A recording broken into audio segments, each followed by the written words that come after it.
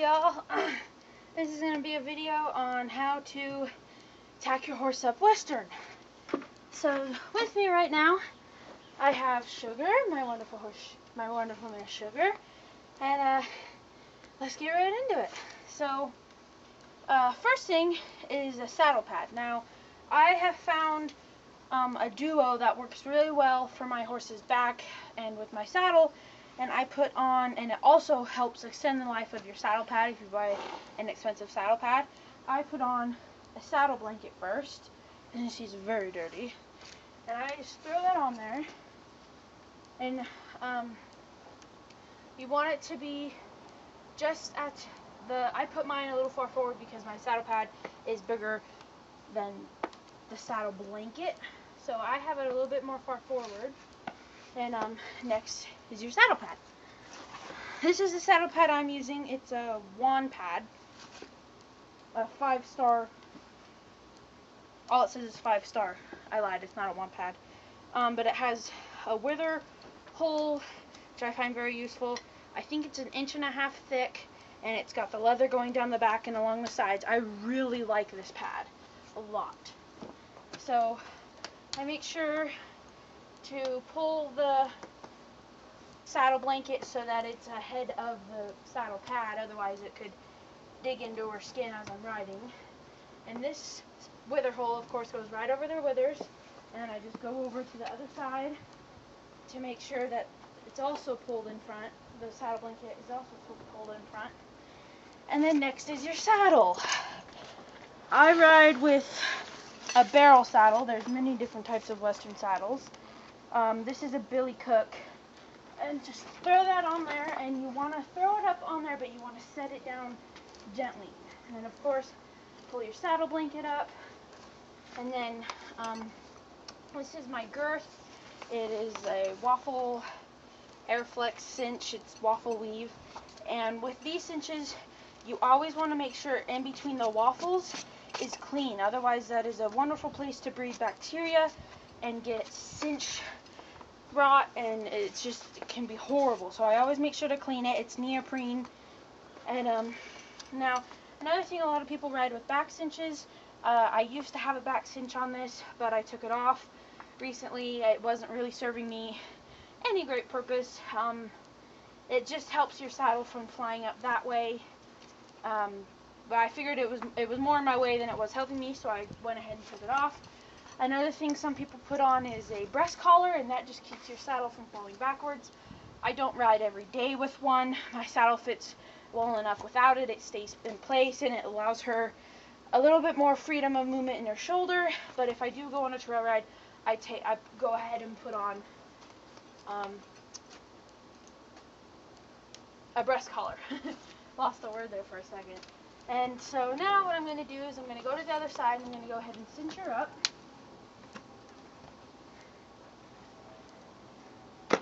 I put my stirrup up on the horn to keep it out of my way. And I have a nylon latigo. I find those a lot more helpful. I like them better than leather ones. They don't stick as much. Mine's nylon. And I send that through a couple times.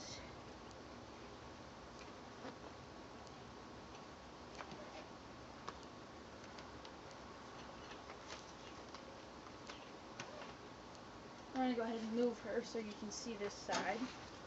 So I'm going to go ahead and spin her around,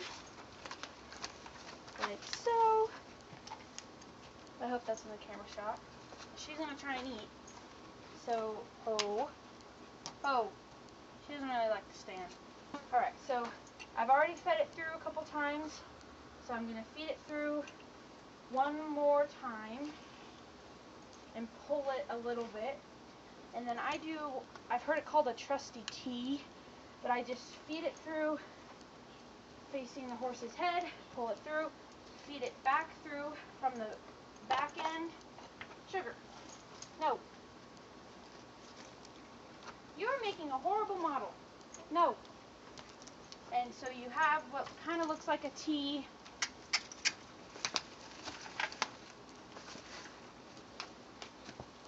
Stand. No. not cooperating. Now stand. Okay. Stand. And then I go ahead and feed that through, and you have a T. So now, I'm going to go ahead and pull this tight, like so. And then you pull on the head side of your T, and then you go through the loop, pull tight, and voila. I don't use the whole thing. If there's a hole to put it in, I will put it in, but I usually just leave it. And if your tail is long enough, you do want to put it through your keeper, just so that it doesn't spook your horse or get snagged. And then I usually pull their front legs out to get all that skin out from the girth. Like so. And then she's all cinched up. Put the stirrup back down, wiggle it, make sure everything's in place. And voila! So next is her bridle, and she uses a bit like this. You are not standing very good today. Looks like we're going to have a wonderful ride. She uses a bit that looks like this. It is just what some people I hear call a hanger. It used to be a full head stall, but I took the rest of it off. And she has a full cheek bit, copper mouth. It's a full cheek, and it's got big guards on it. And then I just have a pair of reins made from a lead rope from a rope store. And then to bridle, she has her fly mask on. I'm just going to take that off. And these are round reins. A lot of people ride with there's many different types of reins, bits, bridles. There's a whole lot of options. So we're going to go ahead and flip the lead rope over. And then we're going to take our reins, and I have round reins. I'm going to put it over her head. And stand. I'm going to put it on backwards. We're going to take it off. Flip it around. There. And we're going to go ahead and take off her halter. This is going to be great. She's going to go straight for the grass. We're going to hold her by the lead rope. Put my hand up in her ears. Off of the bit.